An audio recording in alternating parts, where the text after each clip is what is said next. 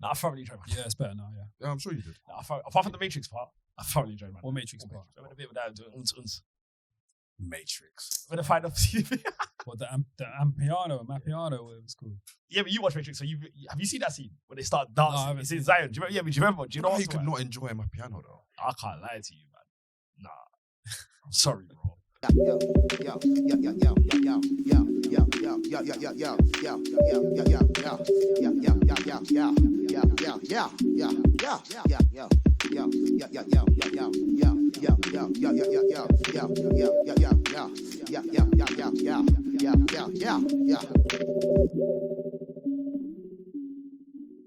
What's going on, world? Welcome to episode 61 of the Rhymes Like Dimes podcast with your boys Peter, Yo.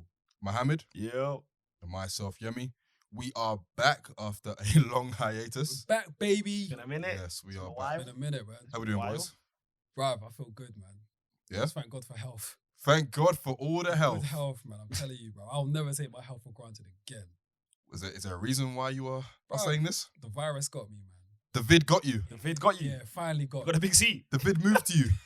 Yeah, You got a me. big C. The big C It moved got to me, you. bro. I've been doing quite well because I usually get sick like every couple of years, innit? But this time the virus. Where was like, Dr. it Sebi? The virus. Shut the fuck up. Nah, but do you know what though? It's Dr. Sebi's like herbs and that. Now don't dap him. Yeah, go on then. I appreciate that. Yeah, No, but it was Dr. Sebi's herbs and that kept me from like, getting too ill. So Okay. do you know what I mean? So basically, COVID is too strong even for Dr. Sebi. Nah, it's not. Because Are you sure? the herbs that I used, as prescribed by Dr. Sebi, helps the virus go away. But When it you doesn't use, prevent it. but weren't you using them before COVID? Nah, not the herbs that I ended up using. Nah. I usually Okay. have like sea moss and all of that. I have my lime and my ginger and that just every morning in it. But when I started, when I got ill, I started really digging deep with that different herbs and that. So now you're a child of Dr. Sebi. Even more so. Hey man, You might as well be. hey man, I mean, as long as you're fit and healthy, man. Listen, man. yeah man. Obviously, the vid is no joke. Oh, You obviously bro. lost your taste. You lost your smell for a bit. Bro, I still haven't got it back entirely. Crazy. Swear. It's still nah. Like things taste different. They don't taste as they should. And like to smell something, I really have to put things like close to my nose. It's wild, man. Mezzanine. Do you know what I mean? But yeah, we're all good though, man. We give all glory to the Most High. What you man saying? 100%. I'm good, man. I'm good. I'm healthy. I ain't got COVID at all. You didn't catch it? Didn't catch it at all. I'm fit. I'm healthy. I'm here, man. Doing my thing. You know what I mean? I've been well. Ain't no reason for me to be ill, to like not record. Just been you, man, innit? Yeah, I can't. I've just been cool. I've been chilling. I gave it to Pia. But that's Yeah, exactly. that's So are we another- going to talk about how I even got it? I gave it to Pia. Oh, so you gave the vid. Hey, man, sharing is caring. But Hey, relax. We ain't doing that, man. We ain't doing that. no, I Who's had with it. Karen? No, I had it, but it was. I got my taste and smell back. All praise to God. That's the wildest thing because he gave it to me, but I think I had severe symptoms. Potentially. Yeah, nah, Crazy. no, but you man saw me. I was ill for a bit. Yeah. Like before we knew what it was. Yeah. Like I was ill, and then but So what did you take? what'd you say? Like just as far as like medication, what did you take? I prayed, and I took antibiotics and kept it pushing. Oh, so you actually took No, antibiotics? I didn't actually take 9. I was just in my yard. Wallahi. That's crazy. So that is stronger than Dr. Sebi. No, Oh, yeah. so- I don't even want to talk too much. So Like, fam, I'm out here. I had my mom's food, and I legit it ran its course. It ran its course. Fam, it I legit ran its was course. out here getting pepper soup. I had Corella. Bro, do you think you had? What do Do you? you know What what did I you? mean? I had. What do you think you catch? I had Dongon Yarrow. Do you know what I mean? I was really like. What is digging- that? What is Look, that for the people that don't know? It's from a tree, and it's for medicinal purposes. And you boil it. You boil the leaves from that tree, that plant, and Yeah. it just cleanses out your system. Wow. And Corella does the same thing. Yeah. Real Corella's a bitter. but You know what's it's really good- crazy? It's really good for your immune system. That's crazy. Look at what he. I rate that. Real witch I doctor can't. vibes at Peter. Yeah. Man. Like, I let God take the Real wheel. witch doctor vibes. I went bro. I let God Nah, take the wheel, I- bro. Yeah, I mean, yeah, God Yeah, took the nah. wheel, but bro, I needed to get better. Fuck. No, I got better. I didn't take too long. I couldn't afford to I didn't take couldn't too afford long. it. I I couldn't wa- afford. Besides fatigue, fatigue is what body. No, fatigue really got me. Yeah. Like, I was shattered. I mean, I guess COVID attacks bodies in different ways, isn't it? Yeah, for sure. Yeah, some people ain't built for it. And they lose their sense of smell for like 15 days. It's mad, isn't it? Now, apparently, it could take months though to Don't say fully that. come back to normal. I was talking to an old colleague, and she told me that hers still hasn't fully returned. Mums, Yeah, it could take months you tough. because apparently, when you get COVID, like as far as like the sensibility of like taste and smell, it destroys something. So it needs to reboot. Yeah, so it can really like it can take. But you're getting closer, right? Yeah, getting closer, but yeah. Take it one day at a time. Hey, man. But we back, baby. We are back. Obviously, these men had COVID. We were also in Sweden a couple weeks ago as well. Yes. It was a big boys trip. So shout out to all the people in Sweden that we saw and we met, and it was great. It was great vibes. Salute to you all. Big up the whole gang. Big up the whole gang. You know who you are. And yeah, man, we're back here ready to pod. So thank you very much for waiting. Thank you very much for your patience. This will be our penultimate of the year. We'll have another one in a couple of weeks' time. That'll be our last of 2021. We got some exciting things coming in the new year as well. Talk that shit. We do. Things coming soon. So stay tuned for that. We're seeing a lot more of our faces. So we have a Hint, hint, nudge, nudge. Eyes emoji. Eyes emoji. Big eyes emoji. And Peter's the king of the eyes emoji as well. Hey, so you know man. he's loving it. Yo, I love that emoji. Imagine Peter going on social media getting video recorded. It's going to be amazing. Ah, man. This guy will not be able to escape it. Oh, boy. But we move. So yeah, thank you for tuning in. Thank you for waiting. Whether you're tuning in on Apple Podcasts, SoundCloud, Spotify, YouTube, we thank you very much. And yeah, man, we're going to get straight to it. So obviously we've been gone for a while. I think it's been 4 weeks or maybe even longer. Wow, yeah. So, and obviously in the hip hop world, in the rap world, there's been a lot going on in that time. So we kind of just wanted to take this time to kind of go over some of the key things that we missed. So a quick recap of all of the major happenings in hip hop since we last recorded. So we're going to start with the one and only Kanye West. Now, we bore witness to the madness that was Kanye West's interview with Nori and DJ Effin on their show Drink Champs. Now, this was Kanye's first interview since dropping Donda earlier this year. And in a conversation spanning 2 parts and over 3 hours, he detailed a lot, man. He broke down Donda, and he obviously went on his classic number of rants, as he does, about himself, society, racism, classism, and everything we've known Ye to rant about over the last few years. But the real highlights were what he had to say about some of the people he's long been affiliated with. This guy called signing Big Sean his biggest regret. That's corny. He said he doesn't mess with Talib Kweli or his raps, among other things. He called out John Legend for being a tool for the Democrats to rally against Ye when he ran for president. He called Just Blaze a biter for allegedly copying Ye's whole effing flow on Jay-Z's The Blueprint album. And he said Beanie Siegel was the first person to call him Yeezy. Yeah, Yeezy. He also touched on his beef with Drake, which he claimed was a ploy by Universal Music CEO Lucian Grange. And obviously Universal is what both Ye and Drake are signed to. He said that essentially the beef was drummed up by Lucian Grange to increase record sales for both artists, which would ultimately help Grange's bottom line. And there was also time for Larry Hoover Jr., son of the legendary kingpin Larry Hoover, who Ye is trying to get out of jail, to wax lyrical about Ye's impact on the fight to get his father out. Now, this Drink Champs interview was an experience to say the least. I mean, 3 hours, 2 parts. Boys, what did we think of it? I'll let Peter go first. Of course you do. What does that mean? Bruv, there was a lot to unpack there, man. Yep. Do you know what I mean? I mean, it's always good listening to Kanye West interviews, isn't it? Because you kind of get an idea of where he's at. And he doesn't really do many interviews like he once did. So it was nice just kind of seeing him in a different sort of setting. I don't think Nori was probably the right person to do it. I feel like he missed a lot of cues to allow Kanye to kind of hone in on certain things, isn't it? Because the vibe I was getting throughout the interview was that Kanye wanted to really just go in. He was just there to go in on certain things, innit? And yeah, Nori was just missing the cues, man. Even he'd touch on certain things and then he'd speak about it, but then Nori wouldn't ask further questions to get more information on it. He could have deep dive with you. Yeah, man. Even when he was talking about the chakras, Yeah. Bro, I found that so fascinating, man. And how he linked it to the 808. Bro, That was crazy. I was like, yes. Do you know what I mean? Because I love hearing stuff like that. I love talking and hearing about how sonics affect you spiritually and how just how it can affect your body and all of that stuff there. So but I was hoping that Nori would go in a bit more, but he didn't. Do you know what I mean? He kind of just Kanye said it and then he went on to something else. But I mean, overall, it was an insightful interview. I was a bit disappointed in the shots at Talib. Do you know what I mean? I was like, nah, not my guy Talib Kweli, man. Do you know what I mean? But boy, I mean, Talib has lived long enough to seem to have become the villain in a lot of ways. He deserves it. So but that's and on it. very much deserved. And to the Nori point, I'm not, as a journalist, I'm not the type of person to criticize media personalities for taking these big interviews and, missing the mark when it comes to the line of questioning. It's kind of, they're not trained to be journalists. They don't really have that kind of vibe to them. But Nori is especially annoying because he doesn't really have the depth to be able to do it. Like sometimes, even to your point about the chakras, it could just be a thing of like, go into that a little bit more. What do you mean by that sort of thing? But he just doesn't do it. He doesn't see the cue. He doesn't see the cue. Yeah. And it's a bit like, that's what separates like the good interviews from the great interviews sort of thing. Because that would have opened up a whole new can of worms when it comes to like Kanye and what he's talking about and how he talks about stuff. We haven't really heard stuff like that from Ye in a long, long time. So I think that was a missed opportunity. In Nori's defense, though, we also have to understand like what we get from him, innit? And who he is. Yeah. We're not gonna get like Elliot Wilson depth questions from a Nori.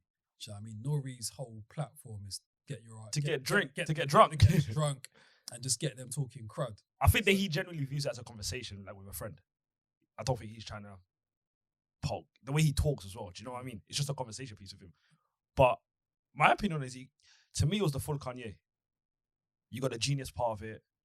You got a part where you're like, what you thinking? Do you know what I mean? It gave you every part of what I feel about Kanye, because Kanye's a genius to me. But at the same time, Kanye's a fool. And he gave me that in this interview. Like, do you know what I mean? He gave me both parts. The bit when he talked about, like, we need to do this with our money. And then he goes, I text these man saying, I'm richer than all of you. What are we doing here? Like, do you know what I mean? Even the story about like, how he did his hair. Yeah, like, it's the hypocriticalness. Like, you're giving me all of this, but then you're telling me you text Jay and bare people like, I'm richer than all of you. Yeah, but I mean... Nah, we're not... Wait, here we are. Okay. We're all contradictions, man. I know it's just that Kanye's got like a massive platform to where the whole world sees his contradictions. Yeah. So, and granted, some of us, even though we may contradict ourselves, we probably don't do it in that quick of a succession. A minute and a half. But I don't know, man. I don't mind Kanye kind of... Nah, I can understand the nuance of both sides. Yeah. Because he's a multifaceted person, isn't it? No, Kanye's... He's not just one way, as we've seen. That's a fact. But... So he'll have that side of him where it's kind of like, let me stunt on these man. Yeah, I got more bread than all you. But it's just the way, like, that's... But then at the same time, try and like still sprinkle some Yeah. stuff where it's kind of like, all right, cool, boom. It's not all about me, innit? There's, you know what I mean? We got But to then- spread different messages. Yeah. And that. But it was even like the little things. Like the shots at Big Sean, I thought was unnecessary. Like, very unnecessary. To say that's the worst thing you've done in your... Yeah. Like, you made Yeezers. Yeah. Like, I didn't like relax. the I didn't like the just A bit hard there, but yeah. yeah, I didn't like the Just Blaze thing though. Yeah, that I was just about to say I that. didn't really. I thought that was unfair, man. Because Jay spoke about that, by the way, as well. and Bink as well. Like I've got a friend in LA, and I was chatting to her the other day about it. And she was on Clubhouse, and Bink was in the room. People still be in Clubhouse. Yeah. I think. And yeah, Bink really don't like Just Blaze. So everything that Kanye West was saying, He calls her. like Bink co-signs as well. But I think Bink is a bit disgruntled, isn't it? So it Bink comes is from- bitter. Yeah. Yeah, but so I mean, the point I'm trying to make with the Kanye thing though, like, I don't think it was fair to say because Just Blaze's style is not limited to that of the Blueprint. He produces in many different styles. So I don't, just because he chooses to do that, and you also have to remember that the Blueprint, like, even though it may not have been said, like, there was clearly sonically a theme in it, which That's Just what Blaze- Jay said. That's what Jay said. which was Just Blaze was following. So I don't think it's That's fair. what Jay said on the club. did he say that? Because he spoke about. He He goes. essentially said that. Yeah, he goes. We was looking for a certain sound. Yeah, exactly. So He was just following the Yeah, it's blueprint. like if one producer Don't is do that. producing an album, you're gonna follow a certain sound and Yeah. aesthetic. It's in the case of the Blueprint, it was like 4-5 different producers Yeah. chasing the same aesthetic. So I agree with you, Pete. It's very unfair. And Ye basically suggested that he is the originator of that sound, and therefore anybody else who does it is copying him. Nah, or that's that not kind of fair, stuff. man. Yeah, it's not fair at all. But that's. But again, when it comes to stuff that he was talking about, Big Sean, Talib, Just Blaze, you could argue that all of that was unfair. But I guess maybe a bit of it was shock value. That's what I'm saying. Even Big Sean was laughing like, yo, I was with this guy the other night. Like he was saying, we're cool and all that stuff. So, you know, you got to take everything that he says with a pinch of salt anyway. But that's what I find corny. Do you know what I mean? What the shock value? Like, yeah, it's like we don't need shock value from anyone. You're Kanye. You don't need to give us shock value. You're a genius. But You're a fantastic fool. But he also understands the power of media. So when he says stuff like that, he knows it's going to get picked up and But his that's- name is going to get even bigger. But it's. He's going to get talked But about. is it getting the reaction that you want? When you say the Yes. when you say the worst thing you've done is sign Big Sean, it's gonna get people going laughing at Big Sean, rather than people. They've been talking laughing at him since ass. No. ass. Do you get what I'm saying though? They're gonna laugh at I'm Big just Sean. saying. That's a bit disrespectful, man. I'm just, I hear you. Like my brother. Especially when you have a good relationship. with Yeah, the guy. exactly. If he was with him 3 days ago, don't do that. And it's not like Big Sean is bad. Yeah, and I think this is from what because I think it was a case of Big Sean asked to have his masters and be let go, so it could just be a retaliation from Kanye, if that makes sense. And this was in the midst of Kanye asking for his masters back. Exactly. Yeah, because Kanye asked for his masters. Yeah, so But Big here Sean. you are. You know what I mean? So what is that the reason why Kanye went at him? Yeah, because basically Kanye. Do you remember when That Kanye? doesn't make sense. Because Kanye was asking for his masters back. Yeah. So Big Sean put on Twitter, if that's what we're doing, I want my masters back. And you think that's the reason why Kanye decided to go at him on Drink Champs? If they were with each Not other, directly. no, not directly, but if he was with him 3 days ago and it was all good, why would you then come on here and? I don't know. Or maybe it was an inside joke. Who knows? Who knows? Yeah. But yeah, listen, man. Shout out to Ye for it. I mean, it was a great interview. It was great viewing. Shout out to Nori and Effin for doing their thing. What did you think about the backpack thing? And I'm asking you, I laughed. I'm asking you specifically because, like, you know, you speak for that genre of people. I laughed. Shut up. I don't speak. Do you know something? He went like this. You know, he's part of them, man. Isn't That's it? his- that's his team. That's his I'm team. not- Yeah, man's definitely like Captain Backpack fam. Yeah, he is. Captain. No, he is Definitely. Captain Backpack. 100%. I'm not Captain Backpack. With a mask. But I feel you. 100% with a With a mask. mask. Say what? With a mask, innit? I live with a mask. No, I said With a mask. With a every mask. few minutes. I own a mask, bro. But anyway, I found it. I thought it was funny, man. Mm. I really thought it was funny. It was like, it makes sense because it's like, you haven't really been around any of these Donnies since about, if I'm being kind, like 06, 07, but really like 04. You haven't been around any of these man in a hot minute, if I'm being honest. Was he ever really a backpacker though? He clung onto that crowd, bro. He clung onto that crowd. So basically, when he came in, obviously he was doing, you know, he did Get 'Em High with Talib and Common. He did, you know, 2 Words with Mos Def and Freeway. Obviously, he was doing Selfish with Slum Village and all that sort of stuff. So he very much attached himself to that scene, only for it to all be a big lie. And to be honest, his trajectory will kind of suggest to you that, yeah, he does like more of the gangster stuff as opposed to the backpack stuff because he's done more of that sort of thing. Yeah. I did a tweet on our Twitter.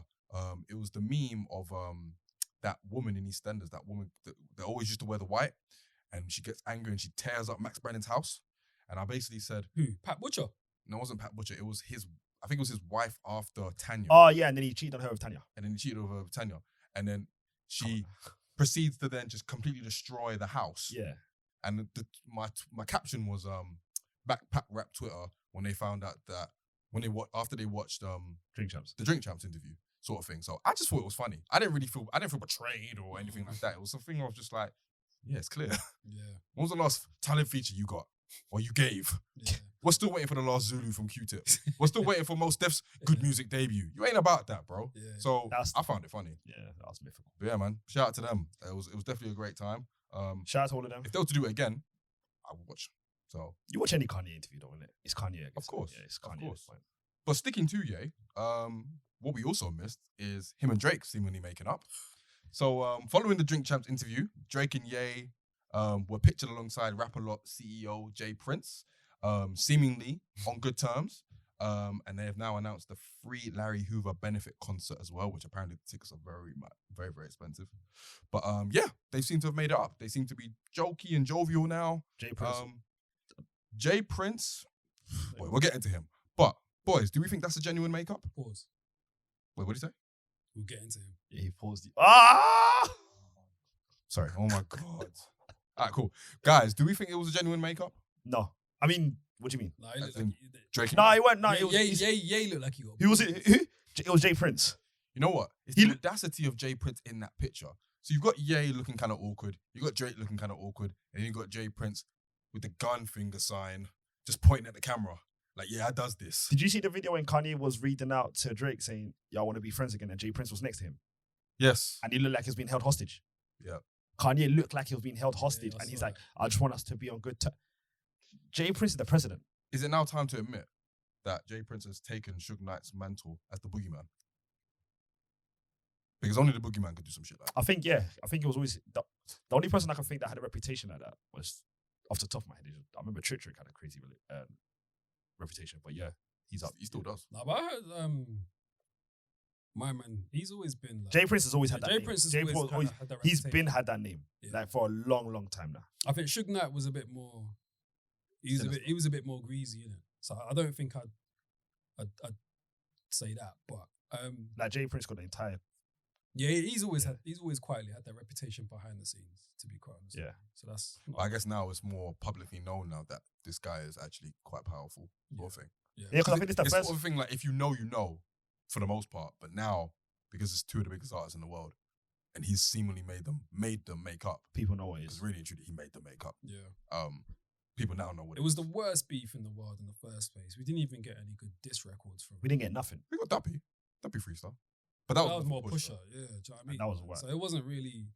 I don't really care that they've made up. I mean, we've spoken about it before that it might have been just manufactured by the label anyway. Like they could have been like cool behind the scenes this whole time, and then just doing this for God knows what reason. I'm with you. Do you know what I mean? I wasn't really buying into the fact that it was like a massive beef. Yeah, I'm to with. be honest with you. Yeah. Like Kanye needs to stop like catting for Drake as well, bruv. Like Drake's not on his level, but he has somehow made it so to where we are constantly putting them in the same sentence, man. And it shouldn't really be the case. Like if Ye really understood, he should understand who he is, but if he understood like his stature compared to a Drake, regardless of how hot Drake has been for like the last God knows how many years, man, then he would stop allowing himself to be put in the same sentence as Drake, man. Because it shouldn't be a conversation. But he's forced that hand. But He's Ye forced that now. has forced it. Yeah, Drake didn't force that. No, Kanye forced it. No, yeah, he definitely forced it. He was. Listen, man, people do mad stuff when they're jealous and they're threatened. But ultimately, I see it as they're both superstars. Ye obviously felt like his superstardom was being threatened by Drake to where people would be more on Drake's side, ultimately, before Ye's sort of thing. I don't think it's a thing where, obviously, Kanye's the much greater artist. You don't have to worry about it because you're the greater artist. I think it's more so a popularity thing. Drake threatened Ye's popularity sort of thing. And that's why he probably felt like he had to move mad, really. But I agree with you. I think this was a nothing beef. I think the highlight of it was his Twitter rant in like 2018. Yeah. So, like, it was a nothing beef. But, I mean, if it means that we get more, like, work with them, collaborations and stuff, because more often than not, like, when Drake and Ye collab, it's a good tune. So is it? Let's Forever. Let's keep it a buck, man. Glow. How many tunes have we got from them that have like stopped everything? Forever had that heat. Forever had the moment. Yeah, but that wasn't just those two though. Oh, you talk about just them two specifically? Yeah, just those two. I mean, they haven't collabed a whole lot, but they had the Glow tune on More Life, which I enjoyed, but it wasn't like no one broke. And it weren't breathtaking. And there were a couple of times. I think Drake was supposed to be on All of the Lights as well, but obviously he got taken off, and so there's been chances, but for whatever reason, it hasn't happened. But I agree with you. There hasn't been a tune with just them two where the world has stopped. But who's to say it won't happen? If I was Drake, I wouldn't piece it up with Kanye, man. I feel you. I would not piece it up. He didn't want to, and then Jay Prince tells you to do it. Because if we were really deep in, Kanye's been like trying to sabotage him from the jump, bro. Are we gonna forget what he did to Best I Ever Had video? You know, Kanye directed that. Yeah, that was like the first like sort of like. I mean, that was a wonderful video. He was trying to sun him. You want to expand? No. I mean, listen, I hear you, man. I feel like if I was Drake, I wouldn't either. But I feel like it was out of his hands. It's Jay Prince. It was going to happen regardless. So he kind of just had to roll with it. Even in that picture, he doesn't look all the way comfortable. None of them do. Well, Jay Prince does. He looks very happy. But Drake and Ye don't look comfortable. But I saw a video as well of them in a club and they were like laughing and joking and stuff. So yeah, I saw that on Instagram. Maybe it's all good. Ultimately, Drake admires Kanye still. Yeah. He's still Kanye's biggest fan, apparently. So, you know, he probably doesn't feel like it's okay or he doesn't feel comfortable with the idea of beefing with one of his idols. Yeah. And that is obviously going to influence any kind of, you know, reconciliation. So. It was the most useless beef ever.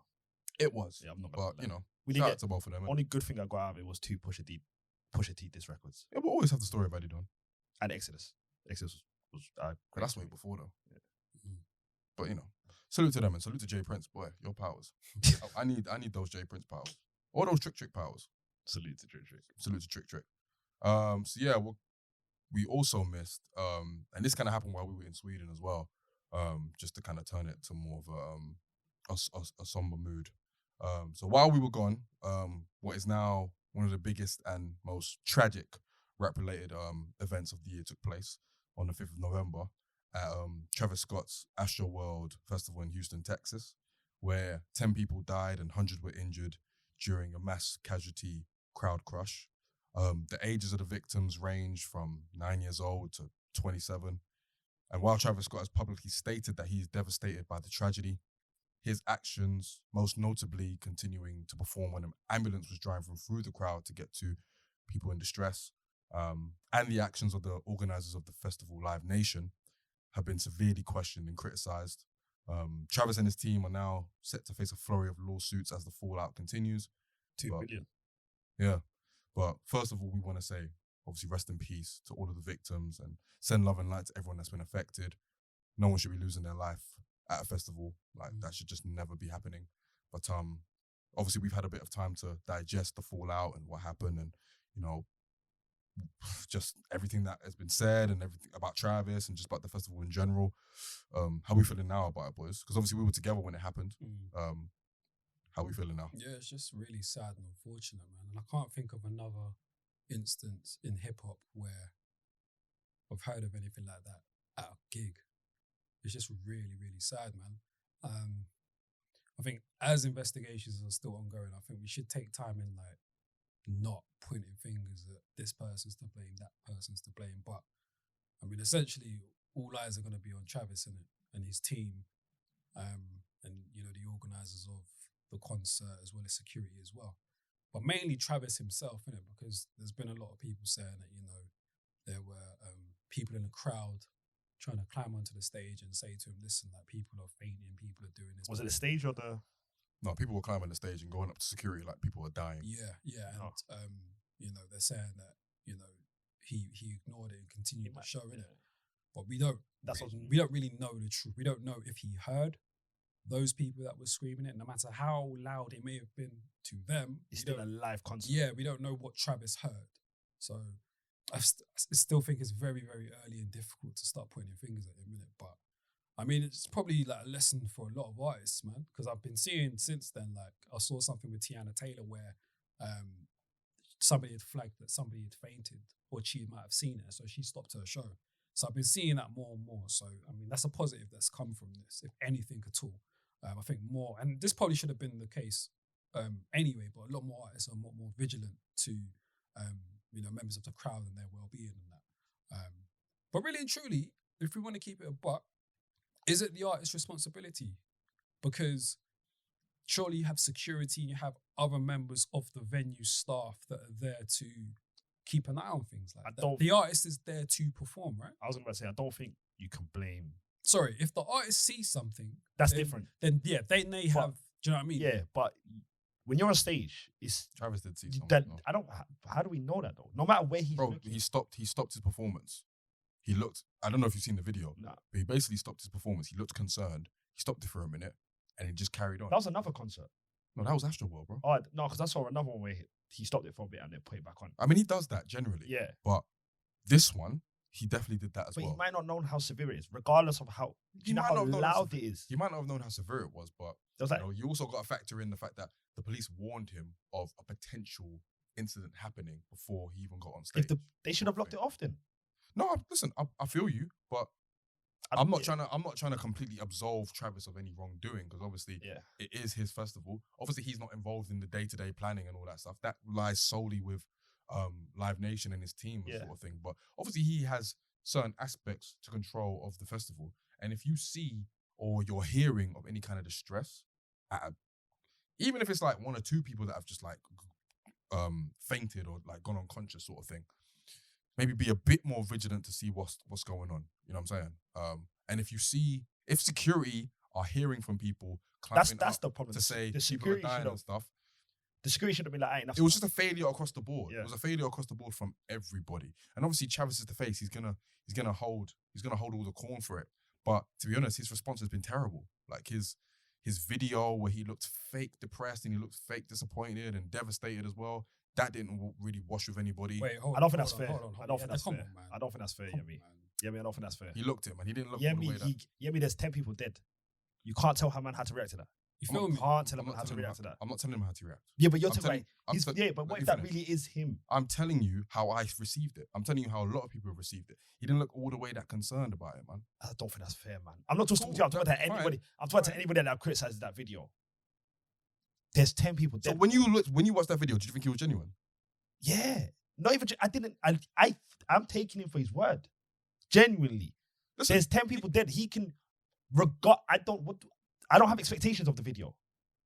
I didn't have any. Do you get what I mean? expectations either. That's my point. That's why I didn't leave thinking it's a lie. I Because I'm didn't- taking whatever he's saying. It's not like there's a rumor that went online that got caught. Then cool, people could be, do you know what I mean? There's 10 people dead here. It's real life emotions. I haven't seen the video, but I've heard similar sayings to what Yemi's just said. And then my question would be like, so what? Is he supposed to be on camera crying before you man feel like he's like sincere about feeling anything? You know what it is? It took him a while to respond. And then when he responded, it was kind of lackluster. It's shock, bro. It might be, but Bro. I don't know, man. When you compare, I'm not trying to compare him to other artists, but other artists have had that happen to them, or okay, maybe not to that scale, but let me think of like an artist like Ariana Grande, for instance. Obviously, that Manchester terrorist bombing happened, and you know she was so vigilant with making sure that everybody that was at the event was okay. Apparently, she still pays for therapy for them, sort of thing, and she was like genuinely like, you know, shaken up by it, and still is, sort of thing, and it seemed a bit more like it was coming from the heart, whereas with Travis, it just felt like he was doing it just to do it, sort of thing. That's the impression that I got, and that's why I kind of say it was maybe not fake. Maybe fake was the wrong word, but it just didn't seem like he was genuinely sorry. It might be the shock thing, but from where I was watching it, it didn't seem like he was like genuinely sorry for me. But you know, that's just my opinion. But either way, I mean, a lot of people seem to think that he's now going to be cancelled, and you know, Astroworld is probably pretty much done anyway now because no one's going to insure that for anything.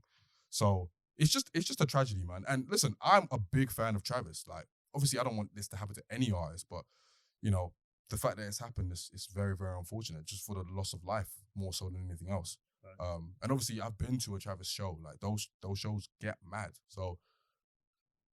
And he kind of rebels off that as well, but it's all fun and games until something like this happens. So, question though, man, and this isn't in no way like meant to, you know, make light of the situation or anything like that. But like I've been reading like some theories online about like just the whole setup of Astroworld, like including just how it looked and things like that. And I've been reading like people have said like, you know, it seemed a bit demonic and like. There might have been some like type of sacrifice or some shit like that. Yeah, what do you man feel about things like that? I've never heard that. Whenever I hear sacrifice, I tune out. Okay. I'm always been like that. Whenever I hear, people say Jennifer Hudson sacrificed her family to be where she is.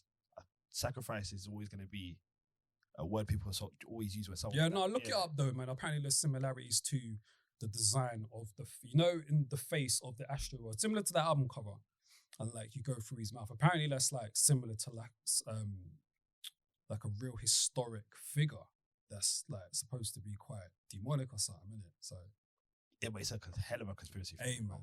That yeah, I agree with Mo. I think that's a hell of a conspiracy. But people do. I'm open to these things though. But then if you Google any celebrity and they've got a family member that's died, they're gonna say they sacrificed them. It's just one of those. But even in any, what's to say that doesn't happen in the industry though? Yeah, but my point is, why am I gonna?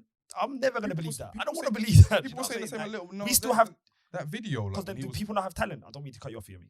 Do people not have talent? Why do we always need to sacrifice people? I understand what you're saying. Do you get what I'm saying? But I think you're misunderstanding what I'm saying.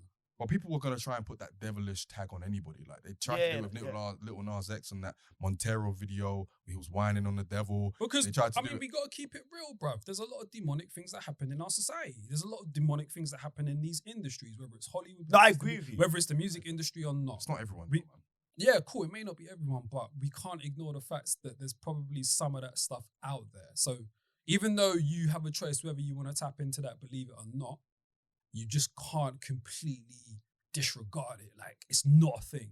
No, it's most definitely is. No, I believe. But an artist could do anything and you could try and link it to the devil. That's why I kind of take these views with a pinch of salt. You could literally do anything. You could do like a pentagon on the ground and people will try to link it to a pentagram sort of thing. Like that's how people are. Like especially Yeah, like, but because a lot of that shit is linked to But it's not demonic just that, though. frequencies. But and No, dark it's not just energies that and though. It's No, not but just a lot of the time it is. I think we try to like give a lot of these artists like leeway and passes and that. But a lot of the things that they try to make creative and try and spin, It is demonic. the origins of what they're doing comes from some sort of dark energy. I was just about to Like, we sacrifice. can't- I do believe that You know what I mean? We can't completely forego that. there is a few. And this is probably a conversation that we should have, Yeah. a deeper conversation to have at another time. I'm just not going to But- believe every theory. That's all. No, of course not. That- And that's it, though. I mean, I don't believe every theory, but I just don't completely shut down every theory too. No, there's some theories I shut down completely, and there's some that I will give an Mm. ear to. I definitely believe there is some demonic bits of the culture. That's just the case. I would shut down that Travis But theory completely. that's what I'm saying. That's something like that. I'm shutting down without thinking twice Mm. because there's no way you're about to tell me 10 people. So, okay, so then what's the difference between shutting that down and then shutting down what Kanye was talking about, where he was saying, when he was talking about how like there are certain musics that that they speak to a certain vibration and a dark energy and they tap into your root chakra and that taps into sexuality and violence. Yeah. What's the difference between shutting that down and shutting down? the Did he say dark energy? I'm paraphrasing. No, but that's basically what as he in was why saying. why can I shut this down and not that? Yeah, he's basically saying that like the 808s can be pitched in a certain way to where it can influence your energy to where you can do negative things. That's basically what he was saying. I wanted to, yeah, I hear that. I kind of wanted to hear more of that, just to make more of an educated opinion on it, sort of thing. But of face value, I think that is a little bit more believable than Travis Scott's Astroworld Festival being demonic in any way. Yeah, that's what I'm saying. I think that's more believable, if I'm being very, very honest. Nothing about Travis strikes me as demonic in any way. Like, yeah, cool, he has this rock star energy. There's a lot of these artists that don't. Do you know what? It sounds like I'm like caping for him to be demonic, but I'm not. But there's a lot of these artists that can appear a certain way to the public, but we don't know what. We never gonna know the what I person. mean. And I'm not saying that he is. I'm just letting you know what theories that I've read online as well. I want to have that conversation one day, man. Yeah, Boy. because I want to talk about it. I do want to talk about. Yeah, I do want to talk Because about people, like. because you know what it do is. you know what I mean? Just quickly off the top pod. You know Sandy Hook. You know when schools get shot. People say the same thing. Whether it was a sacrifice or whether it was a hoax, there's always going to be conspiracy theories when there's a mass killing or when mass people die. Mm. Do you know what I mean? Mm-hmm. People think Colin Brown was fake when the school kids got shot. It's always going to be the case. Mm. But I definitely do. Like, I didn't want to say on the podcast, but you see Little Nas X video. Yeah. That's demonic. It's not demonic. I apologize, bro. Listen, Bro, I don't play with all that stuff there, innit? So whether it's Little Nas X or whether it's Megan Thee Stallion or whatever. Like, dressing up like a devil. yeah, I don't play with none of that shit there. Fair enough. Also, you think it's demonic as well now? Yeah, for sure. Oh, cool. I didn't know. I don't play with none of that I stuff. didn't know if you agree on that. No, I don't play with none of that stuff there, man. Fair enough. To me, that's a lot. Man's whining on it. What did Nas say? We're gonna talk about It's a dirty game. Is any man worthy of fame? Yes, Pete. Any chance to get the bar off? Yeah, me. Pete, we're gonna talk about this one. Please. Yeah. I'd love to, man. Even off the pod if we need to. No, on the the pod. pod. I think that'd be such a fascinating conversation. But yeah, rest in peace to all the victims of the Astroworld tragedy. Our thoughts are with the families and the friends. And yeah, we'll see how that whole incident and that whole deal plays out. But sadly, we were hit with more tragic news this week as Memphis rapper Young Dolph was sadly shot and killed in his hometown. Now, for those who don't know, Dolph was a loved and respected independent rapper who dropped the popular hit Cut It in 2016. And he also has over 28 albums and mixtapes to his name. And he famously survived being shot at over 100 times in his hometown. And anyone who was close to him will tell you how much, he loved his community and how much he gave back. And everyone from Rick Ross to Meg Thee Stallion to Gucci Mane have publicly sent their tributes to Dolph, which kind of tells you how popular he was. So first and foremost, we want to send our deepest condolences to his family, his friends, love and light to them, and obviously rest in peace, Dolph. I never listened to Young Dolph. I'd heard obviously Cut It when we go clubbing and stuff. That was the only interaction with Dolph that I ever had, but obviously another rapper shot and killed in 2021. It's always going to be a sad situation. So yeah, rest in peace to Dolph. Yeah, First and foremost. rest in peace. It's just really sad, man. Once again, we've lost another rapper. It's just really sad, man. And like, when I heard the news, I wasn't even into Dolph's music like that. I didn't even really know much about him, but I mean, we're hip hop heads, innit? So we're affected when we lose rappers, regardless. Do you know what I mean? But when I heard that because he's from Memphis, innit, and that's where they killed him, it just 35. I thought about Nipsey, and I just thought to myself, like, I think one day we're gonna have a conversation about like whether rappers need to go back to the hood. Because I don't know if I'm on it anymore, man. I've always been one that's like, don't forget where you come from, give back to your community. But at this point, I'm kind of like, yo, fuck that, man. That's how I feel. Yeah, I hear you. I feel like, yo, fuck that, man. If it's at the risk of losing your life, fuck that. Because a lot of these rappers are getting killed in their own hoods. And I hear you. There's been so many stat bundles, Chinks Drugs, Dolph, Nipsey. Do you feel me? Like, and there's probably more. There's a few more. At some point, we got to really deconstruct this whole notion of being hood and not forgetting where you come from and destroy that. Because what does it really mean when you lose your life? Regardless of what issues you may have in your neighborhood, if it's where you're from, and you go back there. This guy was buying his mum cookies and they killed him, bro. Some point we have to destroy this whole notion of going back to the hood. I hear you. And give him. I mean, that's how I feel today. That's what I'm saying. I think that's how you feel today. Because me personally, I'm never gonna say that. Because I feel like if you're from somewhere, you're from somewhere. But you not going back there does not mean you're no longer from there. Not as in not from there. And you're always gonna be from there. But because how can I put it? Think about how many rappers go back to their hood. And how many that, yes, there's a lot that die, don't get me wrong. But like, there's still so many that go back and do good things. Do you know what I mean? And thank God nothing's happened to them. So we can't let the man, I get it, some have died, but there's still a lot more that are doing a lot good. Do you know what I mean? So I don't think there's anything wrong with going back to the hood and giving that. If it's at the risk of your life, there is. Bro, he had arranged. But is there going to be a difference? He had arranged. He literally went to the shop. No, forget that. But he had arranged a Thanksgiving. Bro. He was giving out turkey the next day. Literally, he was giving out turkeys the next day. And he's been doing that. No, Young Dolph's been doing that. Young Dolph's been doing that. Young Dolph, I used to watch Young Dolph's interviews on Breakfast Club and stuff. He was a funny guy, and he's. You know what? Such a shame. He used to speak highly of Memphis. Yeah, he used to put Memphis on his back every interview he goes on. I hear you, Pete. The whole notion of hood now, man, bro. I don't know, man. I don't think. Let me not talk too much, man. I don't think rappers are safe anywhere, bro. That's what I was thinking. Because Dolph has got Pop Smoke is from New York. He got killed in LA, sort of thing. Dolph and has I've got shot heard, before, and outside we're now starting to hear that being a rapper is the most dangerous job and stuff like that. I'm starting to think that's true, because I think whether you're in your hood giving back or whether you're out of your hood doing whatever, you can get caught slipping, man, and it doesn't even matter where you are. Benny got shot in, was it Texas, Houston? Yeah. King Von got shot in Atlanta. King Von got shot in Atlanta, and he's from Chicago, right? Yeah. Being a rapper is dangerous, man. It just, and I hear what you're saying about the community stuff, because I'm kind of on your wave as well.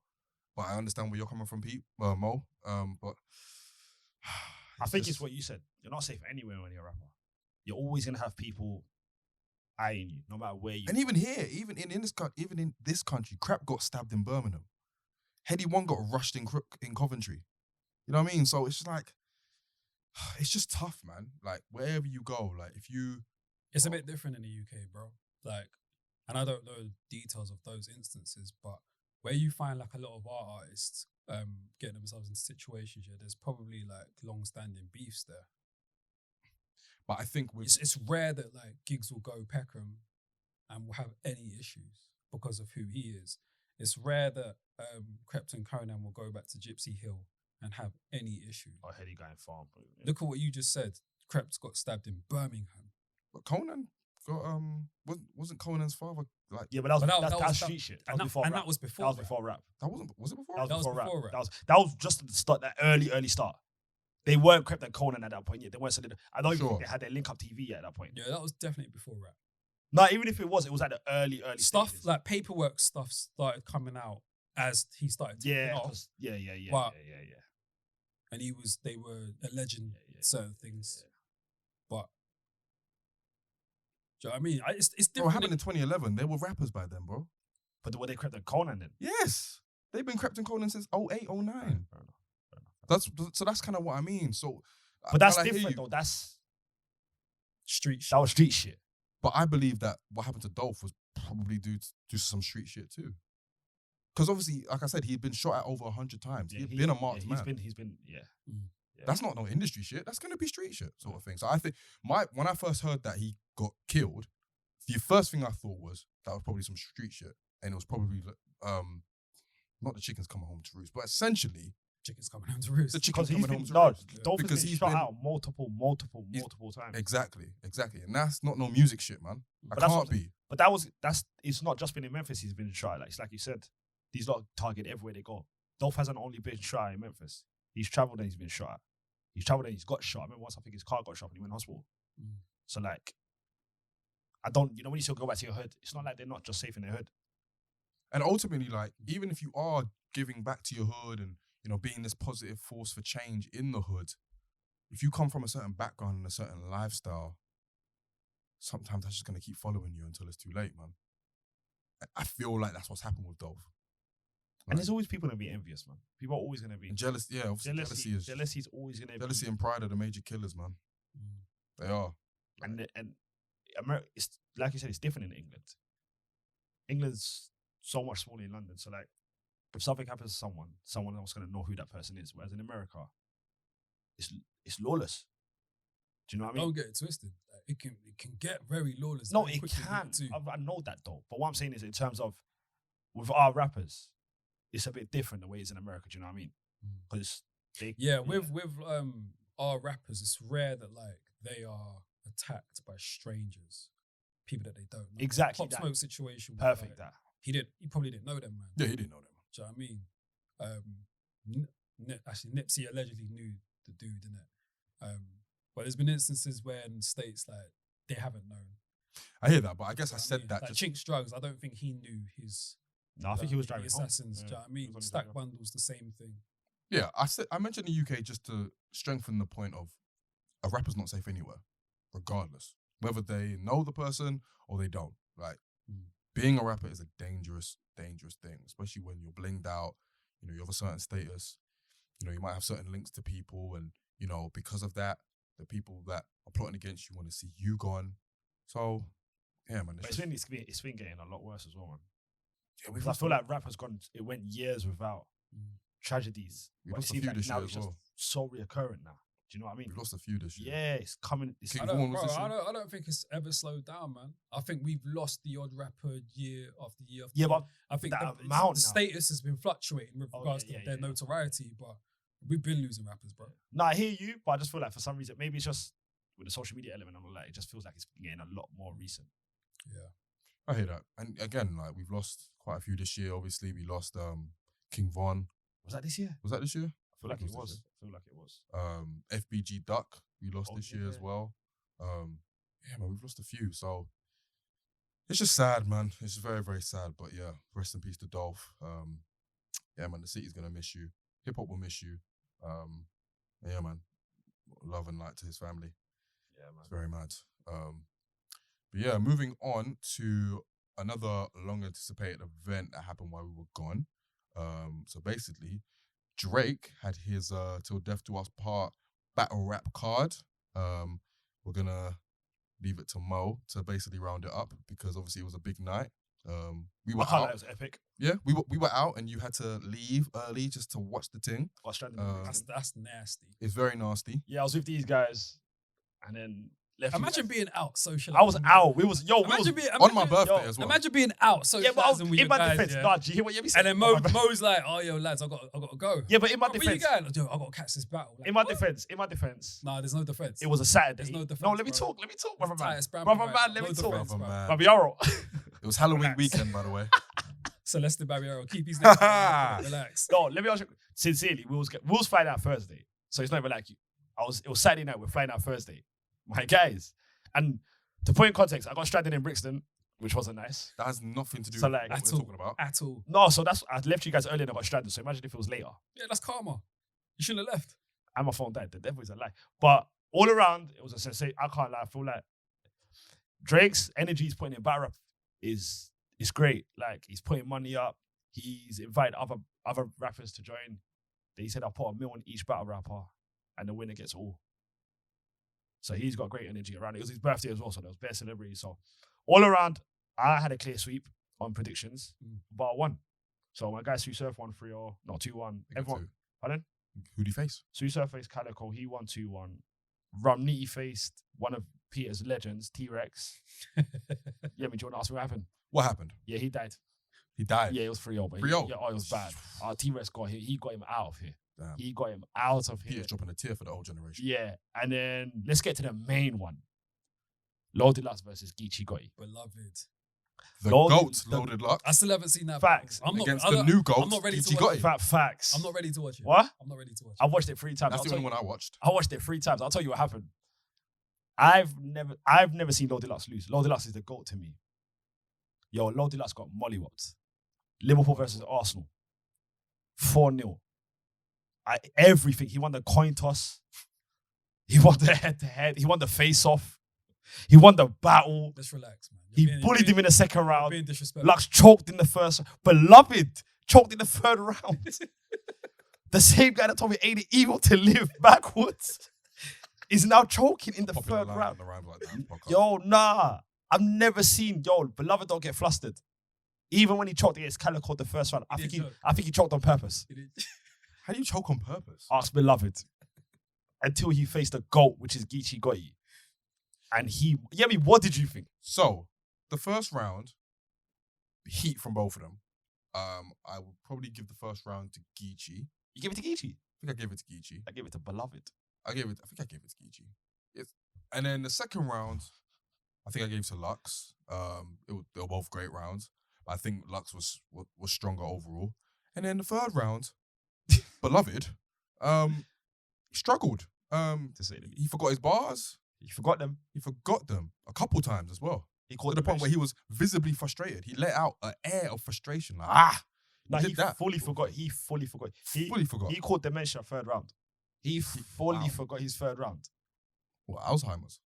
Yeah. Man, Any dementia when you lose your memory. I mean, Alzheimer's. Yeah, Alzheimer's. He fully caught it in 3rd round. And the 2nd round to me is where Lux really got killed. He did. He really got killed that 2nd round. I think Geechee is really good at 3rd rounds generally, though. Yeah. The 3rd round and the 2nd round from Geechee was out of this world. Beloved's still the GOAT, but... And I love the kind of 3rd rounds that Geechee always has. He kind of just puts it in the perspective of, look, this is the situation I've been in. And he goes into real detail. So that next to Beloved choking... he was flustered. He was out in the West. That's the first time that Lux has ever travelled. Clearly, he can't travel, respectfully. That's his first battle outside the East Coast. So basically, he should be on a no-fly zone list. He should be on a no-fly zone. Taliban, stay in New York. Because he went to the West and died. Yeah, don't ever call Big U for nothing. Nah, man. It was bad. Don't ever call Big U. And Big U was behind Sue Surf against his battle in Calico, fun fact. What was it? Yeah, he was behind Big Sue Shout Surf. out Big U. Shout out to Big U. But yeah, that's my recap. Geechee got Loaded Lux the fuck out of here. But he also did something with the C's and the K's, right? Yeah. What did he do? What do you mean? Geechee against Lux? Yes. Oh, because Loaded Lux kept on. So Loaded Lux, I didn't know, on Instagram kept on replacing his letter C's with K's. To suggest that he was... To suggest he's a blood. And Geechee's a Crip. Geechee was out in the West Coast. Geechee's from Compton. Geechee had 70 Crips with him on stage. He had 50 in the audience. And then he pulled Lux's card. He asked Lux, like, your blood. He called him a cokehead for a while, which looked true. And he pulled his card, asked him, your blood. He had one of Lux's guys nervous, pulling out his bandana out of his pocket. Then he put it in the wrong pocket, and look, Geechee was like, you got in the wrong side, you doofus.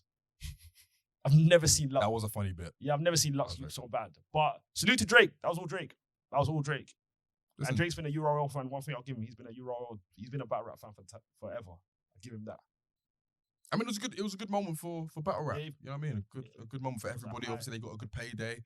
And now Geechee is like Mount Rushmore done, solidified. Mount Rushmore done, solidified. Solidified is there. So he's there with Lux and he's there with... He's Lux, him, Mook? and Pete will be happy Surf. with that. With Surf as well. Yeah. You happy with that, Pete? Nah. Have you watched the battle, Pete? Nah. Can you watch it tomorrow, please? Nah. All right. So All he right. can't argue the Mount Rushmore then, can he? He can't argue. No, sincerely, Pete, watch the battle tomorrow. Or even tonight. I will watch it at some point. Yeah. Like, just watch it Mm. and get back to me in the second round. Feel you. Well, shout out to Drake. Shout out to the Death Do Us Part card. Shout out to Geechee, Lux, and everybody else that participated. I'm sure when the next Drake card happens, there'll be another big one. I'm running away again. You'll be running away again. Yeah, we just want to invite you out that night. Cool. In that case, then, after that not so quick recap, we're going to move on to the first proper topic of today, and we're going to have a chat about what is probably hip hop's favorite like label and bunch of artists at the moment, and probably has been for the last like year or so. Griselda Records, home to Westside Gunn, Conway the Machine, Benny the Butcher, Amani Caesar, Peter Adderley. Boldy James, Peter Abiade, Mac Homie. You man are dumb. Yeah, man, you're definitely Griselda alumni. He's definitely an alumni. Oh, you're 100%. No, he's I'm definitely Griselda. You're definitely Griselda alumni. You're the reason why we listen to Griselda. You've been listening to Griselda for pretty much since the start. They've been around since what, 2012, 2013? Around for a minute. And it started with like Westside Gunn, right? Yeah. Is that how you caught?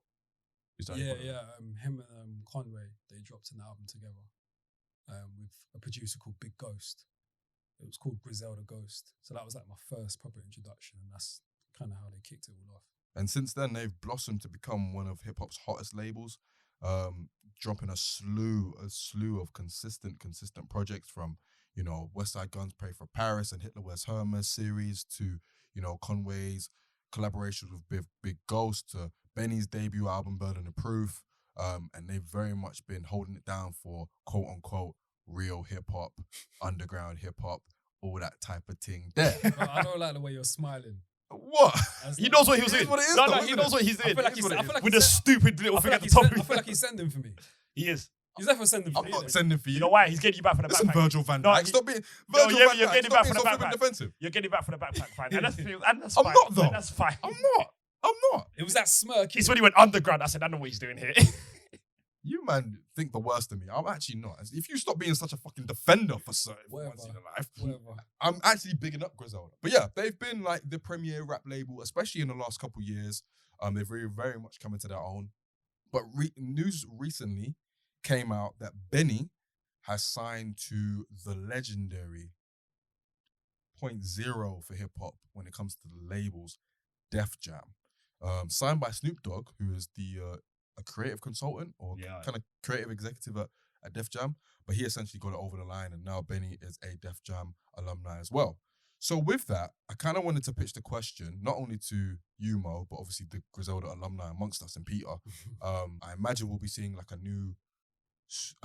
step in a new direction for Griselda generally, but have Griselda, after all the success they've had over the last couple of years, you know, signing to Shady, even if that didn't work out too well, and generally just growing in terms of prestige and, you know, reputation, have they peaked? And what I mean by that is, have they peaked in terms of their popularity, and have they peaked in terms of the quality of music? So, And I've got a question for you as well, Pete, as well, after. what's the question, bro?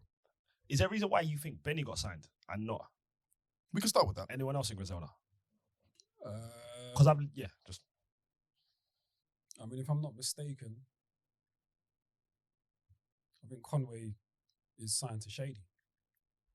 So Shady signed Conway and Westside Gunn in like 2016, 17. Mm-hmm. And obviously that didn't work out too tough. Yeah. And It's not done yet. So Conway's, the album that he's working on now, I believe the album that he's actually going to release is going to be on Shady. I think that's the only one he's doing there, if I'm not mistaken. I might need to double check that. So to date, the only Shady release they've done is the group album, the Griselda album. Yes. Cool. What would Sheen do, right? Yes. Cool. So that's the only one that they've dropped since they've been affiliated with Shady. And for the most part, every other release has been on Griselda. Yeah, like it was not a long-term contract that they've got with Shady. Like a I one believe album it deal, might have been like a 1 or 2 album type of deal. And then after that, I think they go back to being free agents, isn't it? But I mean, I don't really, as far as whether they've peaked or not, probably. I think anything they do now is just adding onto the reputation and the legacy that they've been trying to build. Artistically, they've peaked. No, just as far as popularity. Okay, cool. So anything they do now, I think is just kind of adding on to, like, you know, the reputation and legacy that they're trying to build in that. I don't really understand the significance of him signing to Def Jam, man. I guess it's like an accomplishment based on where they've come from. Do you know what I mean? Because like, you know, they really came from like the underground, innit? And they, along with Rock Marciano, helped usher in like a certain sound with like, you know, the soul samples and dusty type of beats and that. So I guess that's like, to get signed to one of the most reputable companies is like probably amazing. It's probably like, you know, a sign of success. But I don't think I don't feel like he needed that. I don't feel like they needed that, man. Like, what can Def Jam really offer them now that they weren't really doing themselves? Like, how important is Def Jam today? How important is the label today? Like, you have to understand that everything that Griselda have done thus far has been independent, and they are as known as they are. So what on earth can Def Jam do now? Yes, I understand To stop what you're saying. it's a machine as well, cool, but what more can they do? More exposure? You will exposure, way More more budget? exposure. It's like what you said. If they stay independent, I think it's what you said. They've peaked at where they are in terms of notoriety. Yeah. But once you sign to a label, it unlocks. I'm just presuming a hidden. Not anymore, bro. It's not the same. You think it's a different game completely? Yeah, bro. In this internet age, bro. Yeah, I hear you. But like, once you sign, bro. no, You go direct to consumer now. you do. You can go, but then what if you want a radio hit, or what if you want to play on a radio? Does the radio exist anymore? Yes. 100% it does, bro. It don't exist like that. I'm talking about in America. I'm not talking about here. Okay. Over there, it doesn't exist like In that. America, To where like America, I think.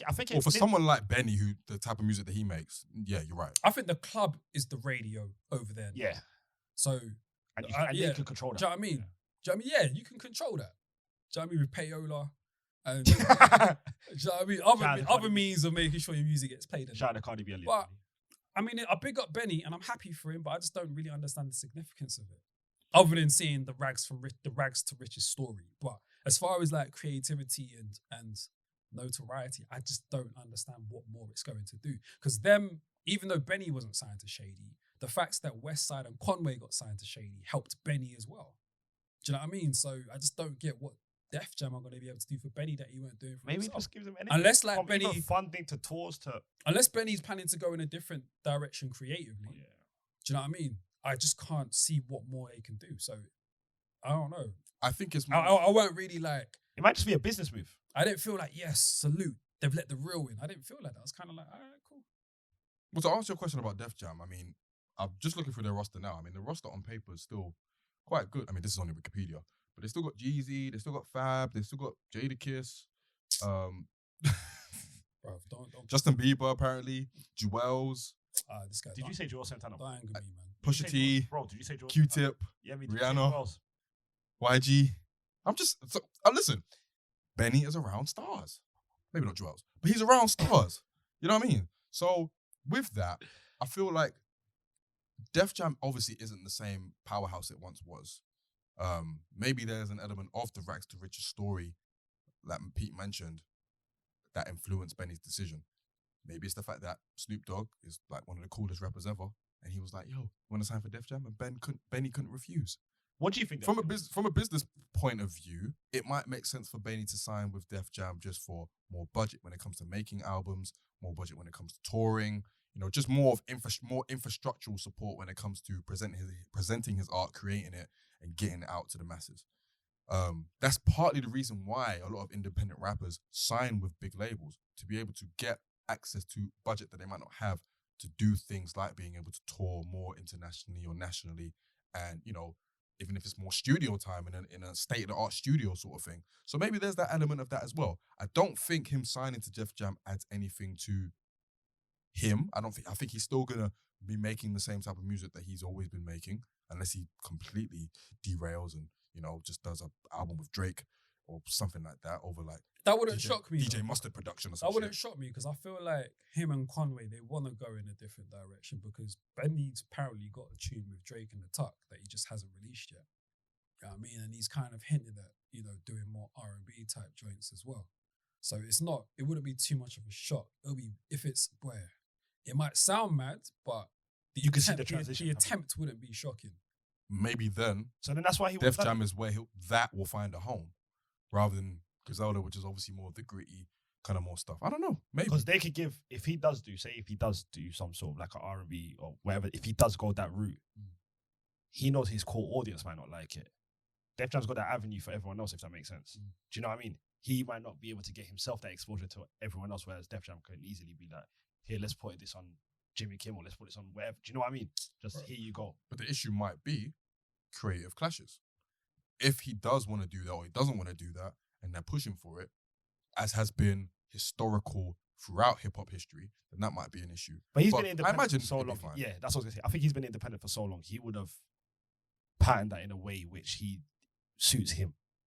I don't think he would have gone to them not knowing what he's signing up for. And obviously another rapper signed him, so I think the other rapper who is Snoop Dogg, who has had his commercial crossover success, will understand that desire to want to branch out and do more. So I don't necessarily think it's not necessarily a good business move. I wouldn't necessarily say, oh yeah, that's a good business move for Benny, but I wouldn't necessarily say it's a bad one either. It's kind of like, okay, I kind of see why you would, but if you didn't, I'd see why you wouldn't either, sort of thing. Yeah, Kinda, based on what you've said, I can understand why he would. I wasn't really appreciating the funding that goes into like tours and promotion and stuff. So I can get that, but that to the side, I don't get it. But that might be it. Everything you've done thus far has brought you up to this point. Like Maybe- I think he's managed by Rock Nation. So he's got Jay as well. He's got the link with Jay-Z as well. Do you know what I mean? He's worked with Lil Wayne. You know what I mean? He's worked with Hit Boy. He's got connections all over the gaff. What more can Def Jam do for him that he hasn't already established himself? That crossover, and maybe. that's why I kind of pitched the question. Crossover how though? If he starts doing them R&B songs. His audience ain't going to listen If to he's gonna do it, he could do it now though. But who's going to listen to that? His audience ain't going to listen to that. We don't know that. I'm just saying, but I will. do you think the core of his You're an audience... R&B head. You can answer this. Do you think the core of Benny the Butcher's artists will listen to R&B with Benny? They won't like it, no. Then His shows are like, it's random. yeah, Exactly, that's what I'm them saying. in like champion hoodies. So if he does, we don't know it, but say he does take a left turn and go, I love the way he's done that, by the way, and he does do R&B, Def Jam give him that avenue, and Tart can give him a new audience direct. still, you still think Yeah. the label's got the Bro, power they to could do that? put him on TV easily. They can put him. They could put him. Who on watches TV, bruv? Bro, people Bro, watch Jimmy bro, Kimmel. bro, Just bro. because you don't Having- do it, bro. you know what it is with VM? Bro. You know what it is with Peter? If he Having worked, for Nobody the- watches TV. You don't think we people all on our laptop. you don't think they might watch Jimmy Kimmel in America? bro. Having worked for a label, Do you know how many American late night shows? having worked for a label, I know that labels have the power to pitch an artist to other markets that artist would have not been able to themselves. So Okay, cool. That's Yeah, fine. you worked for Excel with it, so you can speak to that. Yeah. How much power do you think an Excel would have with someone like a Benny compared to him doing what he's done thus far? probably not a lot, to be honest. But Excel, But and Excel's Benny not Def aren't Jam. necessarily They're a label though. But they're Def Jam's a a beast. label. They've got Adele, bro. Yeah, but Def Jam's a behemoth. not anymore. But for you, Def Jam's a behemoth. They had Adele, No, bro. Yeah, we're bugging here. Def Jam is a behemoth compared to Excel. Excel. No. All right, maybe I'm bugging. Excel. But No, that's a Excel. behemoth. No, like, because growing up, that's all we heard. Yeah. All we heard was Def Jam and Universal. I'd probably say And Def Jam more because of Vendetta. Who was the last hottest person that Def Jam had? Let's keep it a buck now, man. Because you man are acting like Yeah, me Def- just. you man are acting like no, hold on, no, Mo, hold on. Be quiet 1 second, yeah. You man are acting like Def Jam have been hot in like the last 5 years. And Who have they had? Rihanna. Bro, stop it. Don't piss me off, man. Can I include Nas? I'm not acting like anything. So No, we're not acting like no. I'm playing devil's advocate here, and I'm just saying that labels, regardless of how hot they are, do have the power and do have roots in the world to be able to pitch and present an artist to another audience of people that they might not be able to by themselves. And that's why I pitched the question, have Griselda peaked? I maybe should have angled it towards, are they still able to help their artist in a way that major labels can't? Because maybe Griselda have peaked in the sense of they can't do anything more for Benny. And that's why he has to look elsewhere. Potentially. Okay, that. Yeah. And that might go into what I was saying before about, being able to get more funding for, tours, for production, for, just making music, being able to, be out here to like, not just the UK, but if he wants to go, let's say if he wants to do a tour in Japan, they could do that sort of thing. Maybe Griselda could too, but Def Jam probably, as an offshoot of Universal, definitely have way more funds than flipping Griselda sort of thing. So maybe it's the thing where Griselda have peaked in the sense where they've kind of got where they need to be, but when it comes to like supporting their artists and getting them to a bigger audience, they can't do much more. You know what I mean? Yeah. And I definitely agree with you in terms of the popularity. I don't think they're going to get any more popular than they are. Mm. Not with the roster that they've got. Because really and truly, like, take away the big three in Westside, Conway, and Benny. Other than people who are fans of like Mac and Armani, is the care there? Is the interest there? Boldy as well. Is the interest there, sort of thing?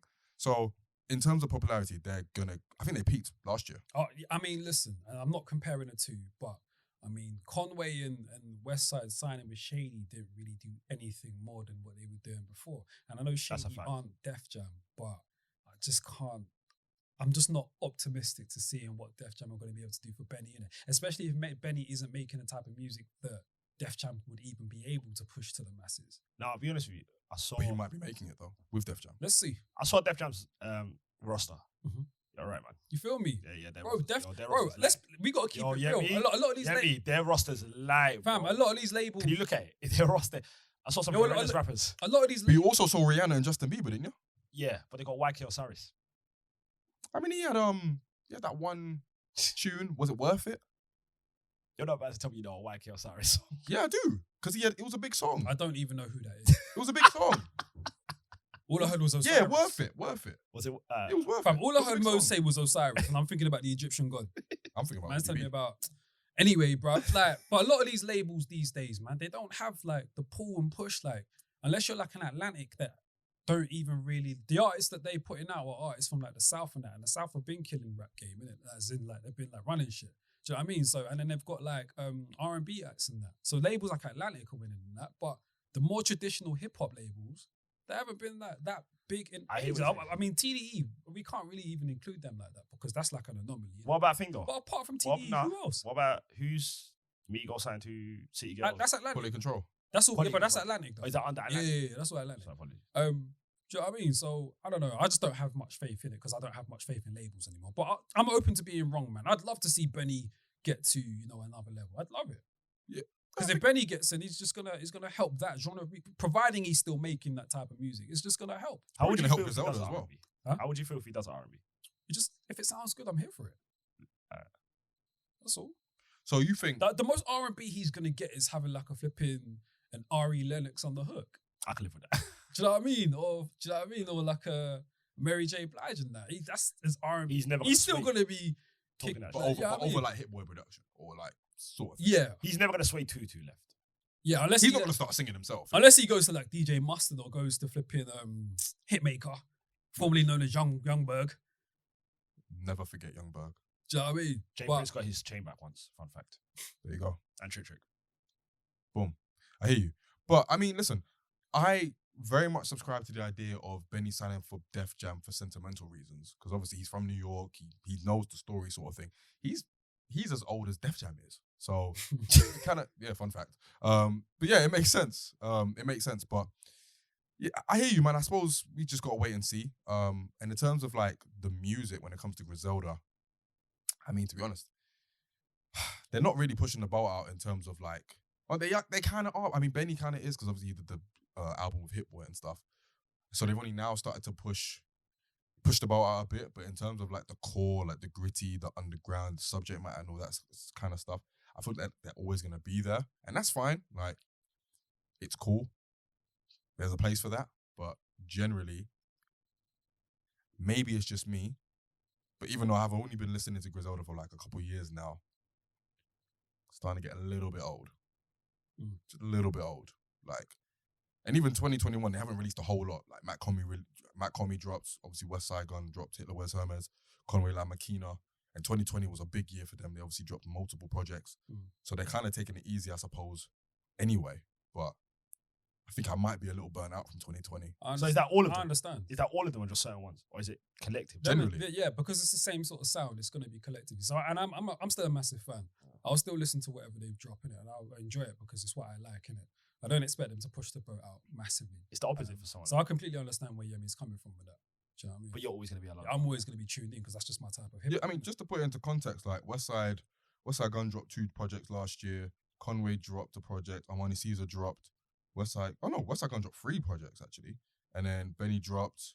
So, and then Boldy James dropped, I know, as well. So it's a lot. So I'm at the point now where maybe I'm getting a little bit more fatigued. And I've been trying to check out that Pyrex Picasso that Benny dropped this year, but I guess it's more of the fatigue, just being like, yeah, let me just chill sort of thing. So I think after a while, they're great. They're great at what they do, but generally, like, if someone was to get fatigued by it, I wouldn't be mad at it. But also, if people wanted to look forward to listening to the new stuff over, like, that would be cool too. I get it.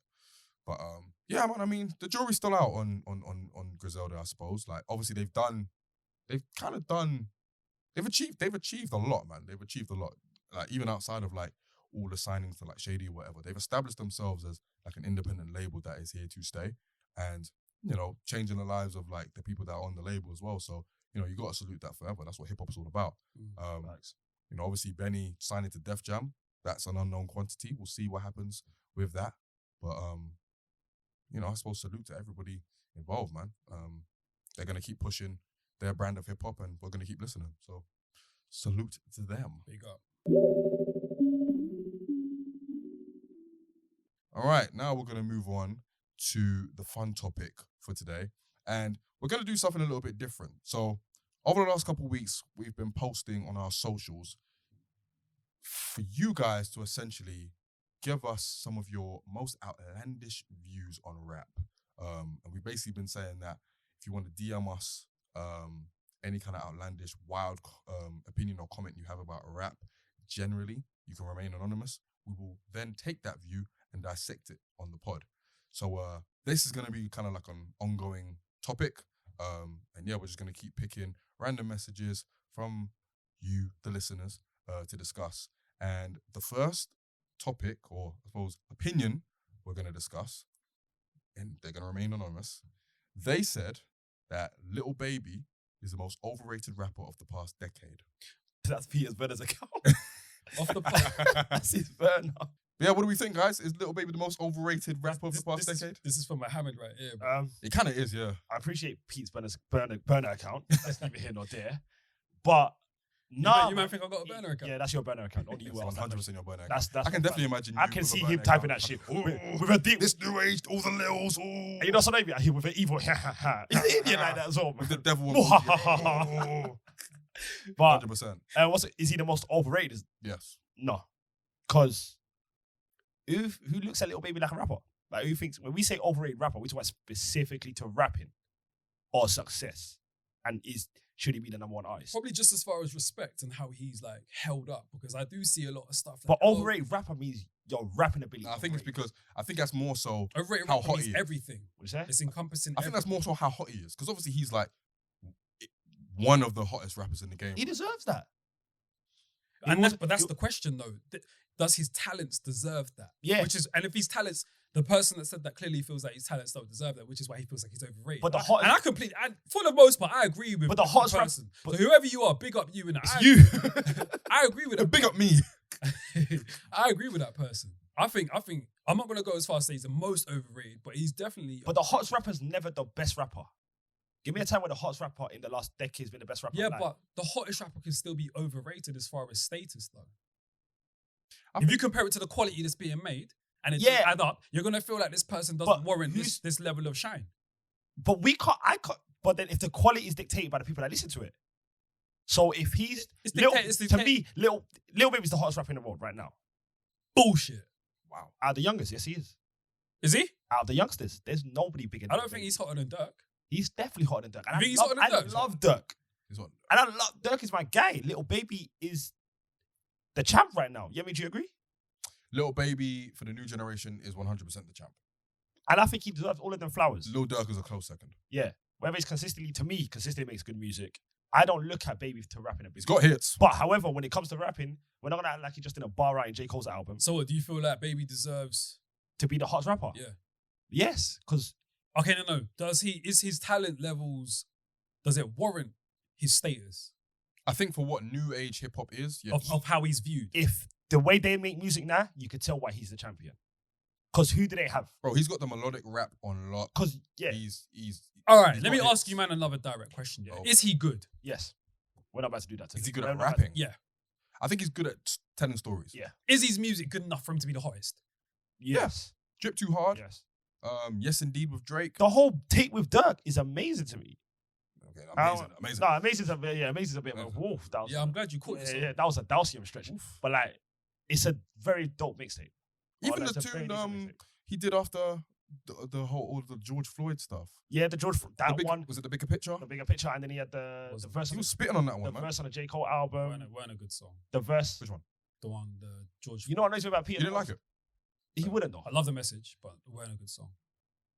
And also, Do you like that style though Um, of melodic rap? I can enjoy it. When I'm out, I can definitely enjoy it. And I haven't heard, apart from the tune that he Catch the Sun, that was on the soundtrack to Queen and Slim, I ain't really enjoyed Lil Baby's music like that. So I completely understand. So you think why- it's overrated? I completely I don't think he should be viewed as he is being viewed. so who should be? I mean, that's a conversation for another day. Like, we know who my favourites are. So Yeah, but what's about at the new school? who's be? in a new school? That's my point. So is it fair for you to say? Dirk, If, Meg. no, but this is what I'm saying, Pete. Is it fair for you to? I say don't rate none of them, man. Then that's not fair for you to say he's overrated. I can base it on what I hear, though. But if you don't know his competitors, But I can judge it. I've heard stuff, but yeah, so to you, none but of like, them it's should be difficult. hot. But it's difficult for me to rank classes because I don't know where it Where starts someone and where it starts, finishes, yeah, isn't it? that's Do you know what I fair, mean? that's fair. But based on what I hear, I can judge it.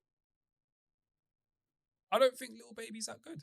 But for what the current climate of hip hop is, as far as like what it rewards and all that kind of stuff, melodic Little rap, yeah. Baby is one of the hottest in the game for what he's been able to do. He's got hits. You know, I personally think he's a good storyteller. Even if he's not the best storyteller, the way he tells stories is good. The tape with Dirk, which is like the only full length tape of his I've listened to, was decent as well. You man have set me up. Do you know what you man do? You man make me seem. You man do topics here that you man make it so that I can appear like the old head in them. You're coming across as the old head right now. And it's not. He enjoys it though, so I'm not listening to Pete, him. we all embrace our role here. He knows he's the villain now. Do I? But I'm not an old head. Yes, you are. You're 1,000% an old head, and you're my guy. You're my brother. You are 1,000% an old head. It's fine, bro. It's okay. We accept your old head. Elements. But Yeah, go on. listen, man, I okay. To answer the question, is he the most overrated rapper of the past decade? You could probably think of more overrated rappers out there, man. I don't Probably, think- yeah, probably so. you know what I mean? Easily. I don't. I think his place and his position in the game is warranted.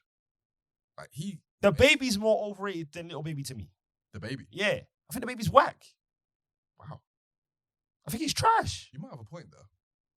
And he was hot out before, obviously, the stupidness. But like, he's going to get back to where he was. And he's For a going to be brief hot period, he again. was hotter than Little Baby. Yeah, and I think The Baby's trash. That's a good point, actually. People will say that Mega's overrated. She whack too. No, I'm making whack. You think she good? Is she overrated? What song? I understand the popularity. I don't know if I'd say overrated. But that's the same with me and Baby. I understand the popularity. Okay, that's fair. Yeah. But I don't search for Meg's music. I mean, neither would I. Right, that's fair. There's a lot of people that's above Little Baby. We're not gonna do that to Little Baby, man. We're not about to do that to him. He gave me too many hits for it. That no. Yeah, he actually like puts Lil the work Baby in. has given you too many hits. Yeah.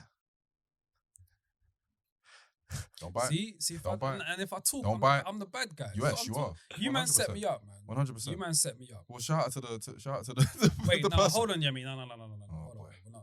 What hits has he given you? Drip Too Hard. Drip Too Hard. Yes, indeed. The song with Cole, I forgot what it's called. That's not it. How I know with Dirk. No, this is to me though. Oh, okay. The song with Dirk, Three-Headed Goats with Polo G. I'm See, this not- one, I'm this not was doing- name. I'm not doing Yemi, this. Yemi. I'm You not know what's jarring, yeah? See, Yemi. that- Has he No, listened to that's any my of them? point. It just bruv. means I don't know what a hit is. I don't know what it is. Like, no, I'm not talking about Drip hit. I'm Too saying- Hard is 100% a hit. Drip Too You've Hard. heard I'm not Drip Too arguing that. I'm not Drip Too Hard was Yes, definitely. indeed is 100% a hit. Okay. How I Know was a hit. That was playing everywhere for a while. With How I Know, that was playing for everywhere for a while. The Bigger Picture, I'm, it's not necessarily a hit, but okay. When I say hit, it charted in the top 5 of the Billboard 100. yo, you man, leave me alone. That can't be the only So- thing that necessarily. Leave me alone, man. No, but That's not. But this is what I'm saying for it. Just for a bit more clarity. Yeah. So that it's If it not- goes top so 5, that it's not subjective. Yeah. Objectively, anything that is in the top 10 of the Billboard 100 is a hit. So that's Yes Indeed, Drip Too Hard. He's got The Bigger Picture. That's it really. But obviously, I'm putting 300 goals there. 3 to go. Well, it depends on what you mean by a hit. But yeah, I think we both agree that We do. we agree that we disagree Yeah. with the view. He's not the most overrated rapper. He's not the most overrated rapper. And surprise, surprise. And surprise, Mr. Oldhead over here, the child of Dr. Sebi. Wait, did you think he was? What, the most overrated? Yeah. Nah. There you go. Oh, so you don't agree? I do think he's overrated, but not the most. He thinks the whole class is overrated. No, that's not true. Well, I just don't rate him. the mainstream class. Yeah, that's my point. You don't rate any of them. Yeah, I don't really rate him. But who's in the class though? The Baby, baby, the Baby. baby, Meg. Meg. Um, Oh, but mine's gone blank right now. yeah, mine is gone. Mine's blank. gone actually blank. Pooh Shiesty. My mind's gone blank, I'll be honest with you. Yeah, there's a few, man. There's a few. But yeah, Yeah. I'd have to look at the Rap Caviar playlist and then I'll get back to you. Baby Yeah, Keem. nah, don't get back to me. No, I'm getting back to you now. Nah, don't. I'm getting back to you now. Don't get Are we back going to through me. the rap caviar playlist? I'm getting, yeah. Key Glock, Baby Keem, Praise up. Gunner. Praise up for Key Glock as well, man. That was What happened to Key Glock? no, that was Dolph's Oh, right hand man. That was Salute. Dolph's right hand man. Salute to Key So, Glock. praise up for him, man. NLE Chopper. I hate it. Who else is there? Polo G. Yeah, Polo G's hot. Young Boy, NBA Roddy Rich. Young Boy, Roddy Rich. 24 Karat Golden. Yo. Leave me alone. Yummy. No, we're done. Oh, yeah, by the way, Lil Yachty. NBA Youngboy might be the voice of the kids now coming up because Potentially. he charts. I didn't know how much he charts. No, he does bits. He charts, bro. He does bits. 100%. And I didn't know that. Yeah, he does bits. He does absolutely. Like consistently charting. Yeah. But he's more of like, I wouldn't necessarily call him like mainstream or anything like that, but he just does, he has a very loyal fan base. That's what it is. And they That's stream his shit to Yeah, man. death. That's what, and the guy's in So, jail. Yeah. So salute, man. Salute to that new generation. Salute to Peter as well. Just because. So yeah, cool. Peter has become what the uncles were when he was listening to 50 and Jar. And they told him to turn off that nonsense. Did you have uncles that told you to turn off the nonsense? Absolutely not. Okay. Nah, Oh, when I used to play Jar in my house, my uncle would be like, yo, turn it off. nah, man. No, my auntie was actually, You man make it seem like I'm like Stop punching me. when yeah. Rakim and Cool G Rap and them man were doing their thing, they weren't really rating Nas's generation and that. That's how you make me seem. That's what always happens, though. The That's older what gen- you are, that's sir. what you are. And That's what you are. Pete, yeah, I mean, it goes full circle. The younger kids are going to grow Listeners, up. Like, yeah. you know this about Pete. We know this about Pete. Pete doesn't seem to know that about Pete. It's mad. 61 episodes in, and he still doesn't know that about himself. It's crazy. Salute to the old head, though. But anyway, salute to the old heads and salute to the person who sent us over that lovely opinion. And if you want to get involved, feel free to DM us on Instagram, Twitter, or on @RhymesDimesPod on both. So yeah, man, get your views in and we'll dissect them, no matter how outlandish that might be, whether they start a fight in the studio. Listen, it's an ongoing topic, so we'll see what happens. But yeah, we're basically going to wrap up there now. So thank you very much for listening, wherever you've been listening. Boys, any shout-outs you want to make before we head out? Shout out Sweden. God is good all the time. All the time, God is good. Amen. Amen. I want to shout out Koji Radical because he has finally announced his debut album, which is coming out in March of 2022, which I thought was a bit weird because why are you announcing in November 2021 that your thing is dropping in March 2022? But we move. But yeah, that's coming and we shall see. It's been a long, arduous journey for him. I started listening to him in like 2015. And yeah, man, we'll see what the new album's saying. So, shout out to you and we'll see how that goes. Pete, any shout outs you want to make? Yeah, big up Inflow. Big up Cleo Soul. And Big up Adele as well. Always. Just for being gang. Shout out from Tottenham. She's more from South, but big up Summer Walker as well. Just because? Yeah, Summer Walker's amazing. Have you heard her album? No. Oh my god, shout out Sasha Banks. that shit is amazing. For why? Just because. Well, shout out to Megan Good. Since we're, yeah, fuck it. Just Okay. right. I'm not Like, saying- you might need to listen to Summer Walker's album. No, we don't. That shit is phenomenal. I'm good, bro. Go listen to You Roddy really need to. Go to, I'm good, Are bro. you going to listen to Roddy Rich's album? Absolutely not. That's good night, God bless people. No, but the difference between Roddy Ricch and Summer Walker is that Summer Walker's music will help you align your heart chakras, whereas Roddy Ricch How do ain't you- gonna help me align any chakras. How do you know that, sir? How do you know that? Because I know the can't- powers. What? Don't move your hand. I can't. No, Ain't that- it evil to live backwards? All right, well, now that we've done all the shout outs, thank you very much. Actually, no, we're going to shout out you guys, the listeners. So thank you. Shout out to you for listening always. And yeah, you will see us, or you'll hear from us in a couple weeks' time for the last episode of the year. Until then, stay safe, stay blessed, take care, and peace. Big up.